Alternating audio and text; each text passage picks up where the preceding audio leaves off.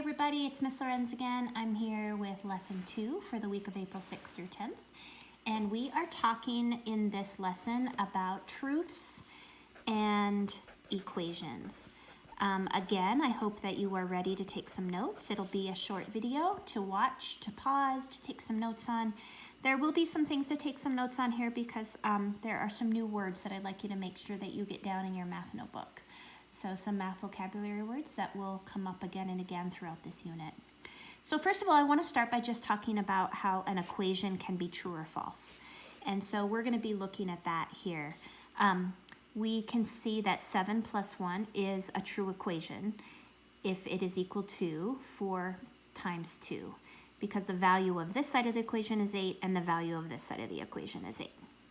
Whereas an example of a false equation, 7 plus 1 is not equal to 9. And so we would say that that is a false example of an equation.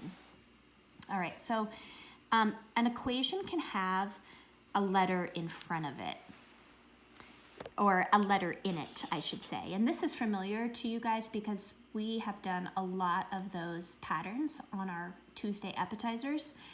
And so you guys are fairly familiar with using a letter to represent a pattern or a letter to represent a way to express what you see mathematically. So for example, using a letter in math is like this: n plus 1 equals 8. And so this expression is true if n is equal to 7. It would be a false equation if you used another number other than 7 for n. A letter in an equation, so this is something you need to make sure that you write down. A letter in an equation is called a variable.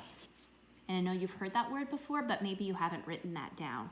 And so that's our definition. A letter in an equation is called a variable. So in the equation n plus 1 equals 8, the variable is n. So a number that can be used in place of the variable that makes the equation true is called a solution to the equation. So go ahead and write down. So I think I'm going to take a different marker here. I'm going to circle variable and I'm going to circle solution. So a solution is a number that makes the equation true. So when n plus 1 equals 8, the solution is 7 because 7 makes that a true statement or a true equation. All right, and lastly, what I'd like you to write down is this last definition. So a number written next to a variable is called a coefficient. And so here it is, coefficient.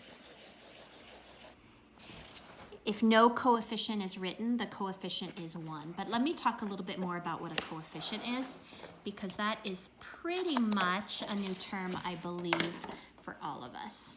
So let's say that we have an equation like this: 3n plus 2 equals 11. So the coefficient here is the 3. It's the number that is written next to the variable. So in this case, it's the number 3 that we're going to multiply by whatever value the n is, so that then we could add 2 to get the 11. So in this case, the 3 is the coefficient. If we're looking at this equation right here, that n plus 1 equals 8, the coefficient is right here next to the n. And you're probably thinking, crazy, Miss Lorenz, I don't see a number right here next to n. And you're right. If there's no number written, the coefficient is 1. And so we would say the coefficient here is 1 and the coefficient down here is 3. All right, so there is that short little video for lesson 2. Keep on keeping on. Stay safe, take care, and I'll talk to you soon.